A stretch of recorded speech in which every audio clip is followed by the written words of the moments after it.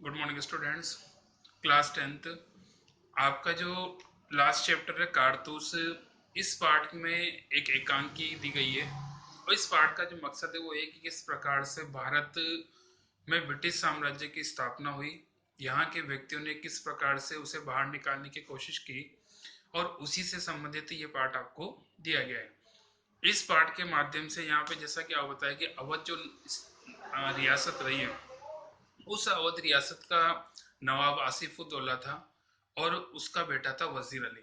साथ में आसिफुद्दौला का छोटा भाई था जिसे सादत अली के नाम से जाना जाता है। तो यहाँ पे चाचा अपने भतीजे को हटाकर स्वयं अपने आप को नवाब बनाने की कोशिश करता है। तो इस पार्ट में जैसा कि बात की जाए तो इसमें वजीर अली को एक जाबाज सिपाही बताया है और किस प्रकार से उसने अंग्रेजों के शासन से अपने नगर को बचाने की कोशिश की और सारे हिंदुस्तान में विद्रोह और देश प्रेम की लहर को जगाने का प्रयास किया। प्रस्तुत पाठ में कैसे जाबाज के कारनामों का वर्णन है जिसका एकमात्र लक्ष्य है कि अंग्रेजों को देश से बाहर करना। कंपनी के हुक्मरानों की नींद हराम कर देने वाला वह दिलेर इतना निडर था कि शेर की मान में पहुंचकर उससे दो दो हाथ करने में पीछे नहीं हटता था। एक बार वह कंपनी के बटालियन के खेमे में ही नहीं आ पहुंचा, बल्कि उसने कर्नल पर ऐसे रोब गालिब किया कि उसके मुंह से वे शब्द निकले जो किसी शत्रु या अपराधी के लिए तो नहीं कही जा सकते थे। सन 1799 1799 गोरखपुर के जंगल के अंदरूनी भाग में रात्रि के समय कर्नल कालिंज और एक लेफ्टिनेंट डेरा जमाए हुए था। लेफ्टिनेंट बताता है कि यहाँ जंगलों में डेरा डाले हुए हफ्तों बीत गए, सिपाही भी तंग आ चुके हैं। यह वजीर अली पकड़ में नहीं आ रहा। कर्नल बताता है कि वजीर अली के कारनामे रॉबिन हुड की याद दिलाते हैं। यहाँ पे जैसा कि बात कीजिए, रॉबिन हुड भी एक साहसी और वीर व्यक्ति था।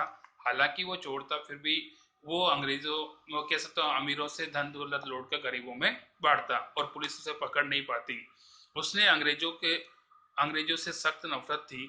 उसने 5 महीने तक यहाँ राज किया। इस दौरान उसने अंग्रेजी शासन को जमने नहीं दिया। लेफ्टिनेंट सादत अली के बारे में पूछता है तो कर्नल बताता है कि आसिफुद्दौला का भाई है।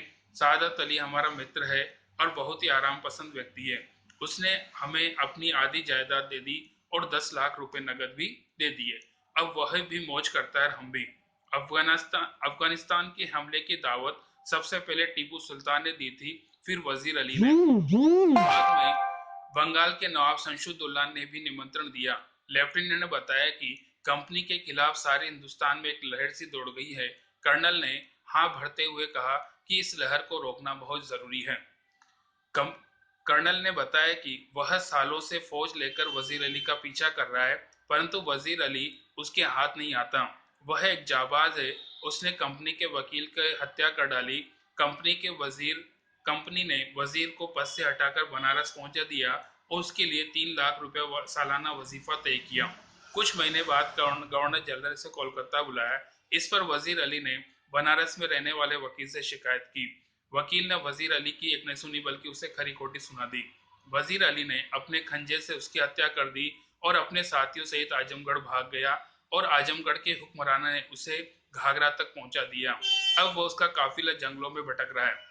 भारत को स्वतंत्र कराने के लिए कर्नल के अनुसार लेफ्टिनेंट को बताया कि वजीर अली किसी तरह नेपाल पहुंचना चाहता है, अपनी ताकत बढ़ाना चाहता है और अफगानी हमले का इंतजार करना चाहता है और ताकि हिंदुस्तान से अंग्रेजों को बाहर निकाल सके।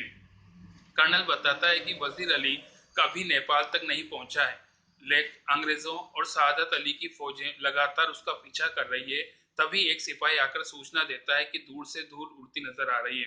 कर्नल अपने साथ सिपाहियों को सावधान रहने के लिए कहता है और आने वाले पर कड़ी नजर रखने का आदेश देता है। उसे लगता है कि कहीं ऐसा नहीं हो कि वजीर अली उन पर आक्रमण कर दे। तभी एक घुड़सवार वहां आता है और सिपाही से कहता है कि उसे कर्नल से मिलना है। कर्नल उसे अपने कमरे में बुलाता है। सवार एकांत मांगता है। कर्नल लेफ्टिनेंट और सिपाहियों को बाहर जाने को कहता है। सवार उससे पूछता है कि आपने यहाँ आपने खेमा क्यों डाला। कर्नल बताता है कि वजीर अली को गिरफ्तार करने के लिए वह कर्नल से कुछ कारतूस मांगता है। कर्नल उसे 10 कारतूस दे देता है। कर्नल के पूछने पर वो अपना नाम वजीर अली बताता है और कहता है कि आपने मुझे कारतूस दिए, इसलिए आपकी जान बख्शता हूँ। कर्नल सुनकर सत्ते में आ जाता है। लेफ्टिनेंट के पूछने पर वो कहता है कि एक जाबाज सिपाही था।